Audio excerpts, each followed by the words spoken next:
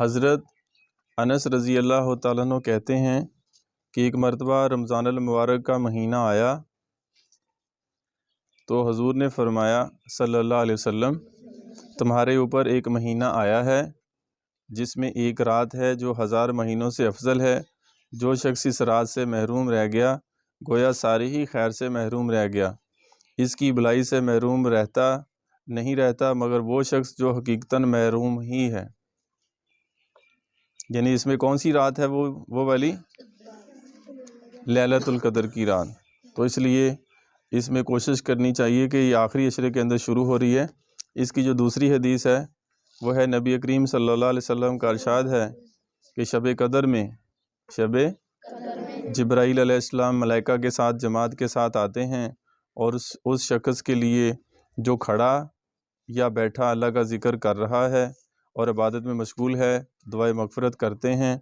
اور جب عید الفطر کا دن ہوتا ہے تو اللہ تعالیٰ شانہ اپنے فرشتوں کے سامنے بندوں کی عبادت پر فخر کرتے ہیں۔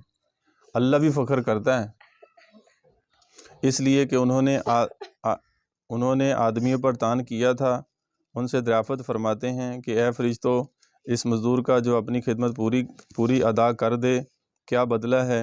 وہ عرض کرتے ہیں کہ ہمارے رب اس کا بدلہ یہی ہے کہ اس کی اجرت پوری دے دی جائے، یعنی اس کی اس نے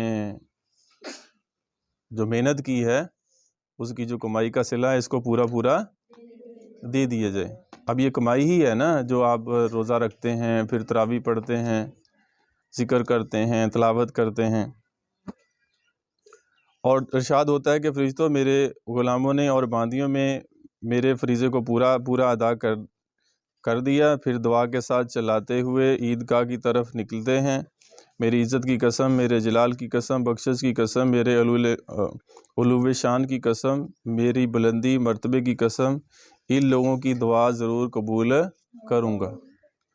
اور پھر ان لوگوں کو خطاب فرما کر ارشاد ہوتا ہے کہ جاؤ، تمہارے گناہ معاف کر دیے اور تمہاری برائیوں کو نیکیوں سے بدل دیا۔ اور پس یہ لوگ عیدگاہ سے ایسے حال میں لوٹتے ہیں کہ ان کے گناہ معاف ہو چکے ہوتے ہیں۔ بات سمجھ گئے بھئی؟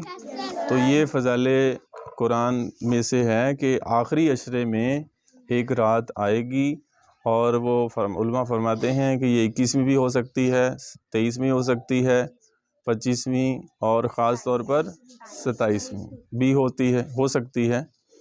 تو کوشش کریں کہ وہ کہتے ہیں لیلۃ القدر کی رات کو طاق راتوں کے اندر جو ہے نا وہ تلاش کیا جائے۔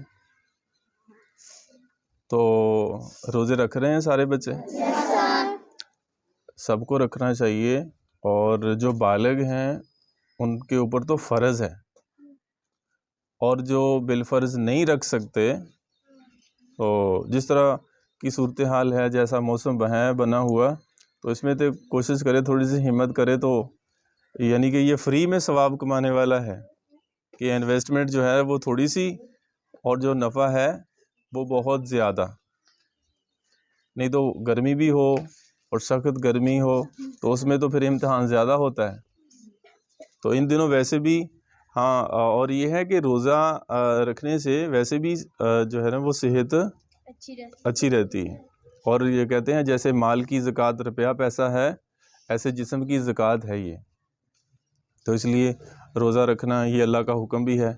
اور دوسرا، جو روزہ نہیں رکھ سکتے تو وہ پھر ادھر ادھر سرعام کھانے پینے سے کیا کریں؟ پرہیز کریں۔ ٹھیک ہے؟ سمجھ گئے ہو؟ سمجھ گئے بات کو؟ تو اس لیے، اور یہ بات گھر میں بھی بتائیں، گھر والوں کو بھی، کہ جو روزے سے نہیں ہیں، آپ کے بہن بھائی نہیں ہیں، کیونکہ ہم مسلمان ہیں، اور سرعام کھانا یہ اللہ بھی ناراض ہوتا ہے۔ تو یہ تو پھر لوگوں کو بتانا ہے کہ میں نے روزہ نہیں رکھا ہوا، اور اس لیے بلکہ ان چیزوں کا خاص طور پر اہتمام کیا جائے۔ تو کریں گے بھی اس کی کوشش؟